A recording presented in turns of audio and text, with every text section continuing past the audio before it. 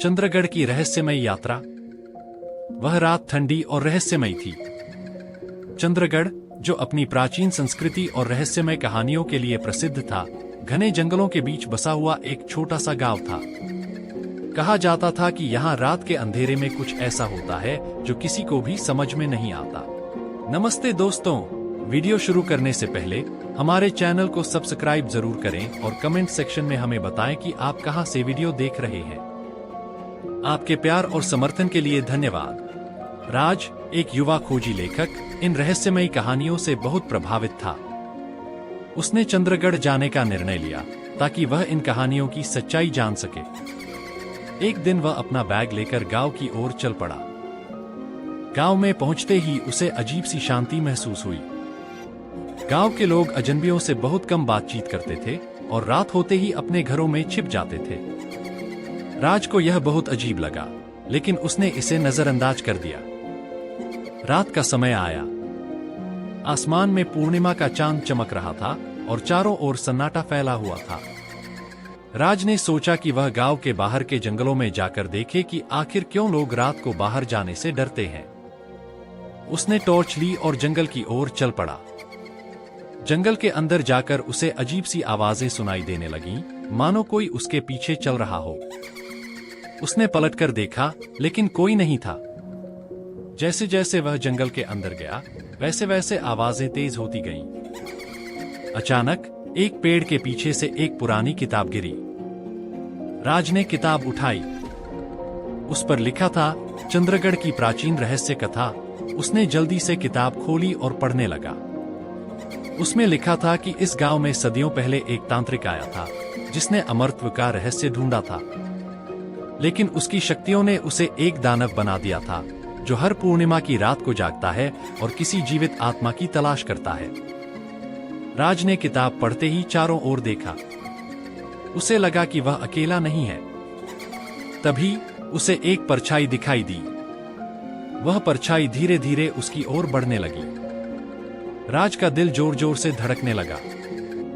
उसने भागने की कोशिश की, लेकिन उसके पैर जड़ हो गए थे। वह परछाई अब बिल्कुल उसके सामने थी। राज ने हिम्मत जुटाकर पूछा, तुम कौन हो? परछाई ने धीरे से कहा, मैं वही हूं जिसे तुम ढूंढने आए हो। अचानक सब कुछ धुंधला हो गया। जब राज की आंखें खुलीं, तो वह गांव के बाहर पड़ा था। सुबह हो चुकी थी।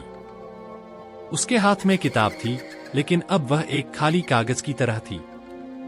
गांव के बुजुर्ग ने उसे उठाया और कहा, अब तुम जान चुके हो कि यहाँ रात को कोई क्यों बाहर नहीं जाता। राज उस रहस्य को समझ गया था, लेकिन उसे अब भी विश्वास नहीं हो रहा था कि वह कैसे बचा। चंद्रगढ़ के रहस्य ने उसे जीवन भर के लिए बदल दिया था। वह गांव से लौट आया, लेकिन चंद्रगढ़ की वह रात हमेशा उसकी यादों में बसी रही। राज चंद्रगढ़ से लौट तो आया था, लेकिन उस रात का खौफ और रहस्यमय अनुभव उसके दिमाग से निकल नहीं पा रहा था। वह सोचता रहा कि आखिर क्या सचमुच वह कोई बुरा सपना था या फिर उस दानव का अस्तित्व वास्तव में था। वह अपनी दैनिक जिंदगी में लौट आया, लेकिन उसके मन में सवालों का सैलाब था। राज ने उस किताब को कई बार पढ़ने की कोशिश की, लेकिन उसमें कुछ नहीं था, सिर्फ सफेद पन्ने। उसने इंटरनेट पर चंद्रगढ़ और वहां की कहानियों के बारे में ढूंढा, लेकिन उसे कुछ खास जानकारी नहीं मिली। एक दिन राज के दरवाजे पर दस्तक हुई। दरवाजा खोलने पर उसने देखा कि एक बूढ़ी महिला उसके सामने खड़ी थी, जिसने पुराने जमाने का सफेद लिबास पहना हुआ था। उसके चेहरे पर चिंता की लकीरें थीं। उसने सीधे राज की ओर देखा और कहा, तुम्हें चंद्रगढ़ का रहस्य जानने की कोशिश नहीं करनी चाहिए थी। राज चौंक गया। उसने बूढ़ी महिला से पूछा, आप कौन हैं? और आप यह सब कैसे जानती हैं? बूढ़ी महिला ने एक गहरी सांस ली और कहा, मैं भी कभी तुम्हारी तरह एक खोजी थी। मैं भी चंद्रगढ़ के रहस्यों को जानने की कोशिश में गई थी, लेकिन वह जगह किसी को भी अपने जाल में फंसा सकती है। जो तुमने देखा वह सिर्फ शुरुआत थी। राज ने आश्चर्य से पूछा, तो फिर सच्चाई क्या है? महिला ने उसे एक कागज का टुकड़ा दिया जिस पर एक नक्शा बना हुआ था। उसने कहा, इस नक्शे में चंद्रगढ़ के जंगल के उस स्थान का रास्ता है जहां सच्चाई छिपी हुई है। लेकिन एक बार जब तुम वहां जाओगे तो वापसी का कोई रास्ता नहीं होगा। राज के अंदर डर और उत्सुकता का मिश्रण हो गया। उसने नक्शा देखा और महिला को धन्यवाद दिया। कुछ दिनों बाद राज ने अपने साहस को इकट्ठा किया और फिर से चंद्रगढ़ जाने का फैसला किया। इस बार वह जानता था कि वह केवल एक कहानी नहीं, बल्कि सच्चाई के बहुत करीब था। नक्शे का अनुसरण करते हुए वह जंगल के उस हिस्से में पहुंचा जहां उसे वह स्थान मिला जो नक्शे में दिखाया गया था। वहां एक पुराना मंदिर था जिसके चारों ओर बड़े बड़े पेड़ और लताएं लिपटी हुई थी।